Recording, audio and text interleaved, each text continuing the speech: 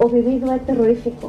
Se isto serve para recoñecer a estas persoas, a tantos povos que viviron estas consecuencias dos incendios dunha mala xestión, ou se sirve que para a seguinte campaña de incendios isto non volva a pasar, gracias por conceder este premio, pola súa divulgación, que isto é un atentado contra a naturaleza e contra o rural, que queren que desaparezca. Eu dou fe que sí, que queren que desaparezca porque o vivín así.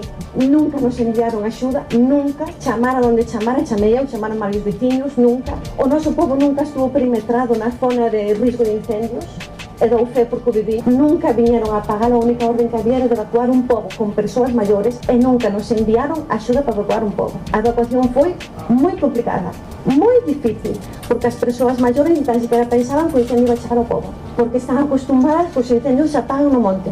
Non entendían que ese lume estaba descontrolado e que ninguén se facía cargo desa gestión.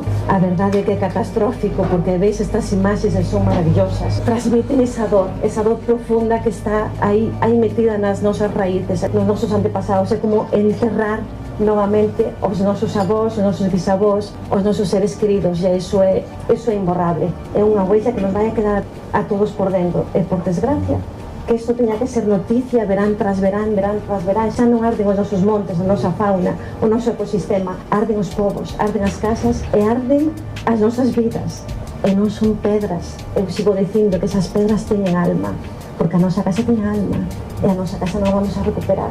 A 10 días de cumplirse 3 meses, calquera pode visitar, está igual. Igual. Levo 3 meses de papeleo, rechazándome unha axuda, loitando por seguros. Está igual, non avanzamos. Simplemente temos moita ilusión por recuperarnos, estamos facendo vida no garaxe, sin luz, tramitando todo o posible para que meu pai e nós podamos recuperar a vida normal dun pobo.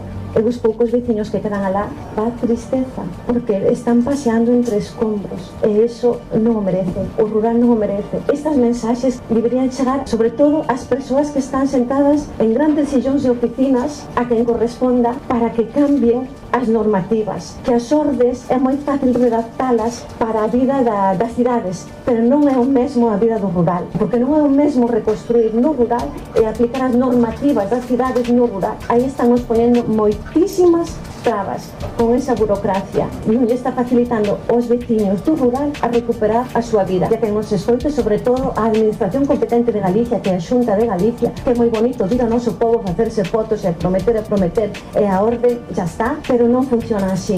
O rural non funciona así. Os povos existimos e os povos deben seguir existindo. Sin o rural non hai cidade.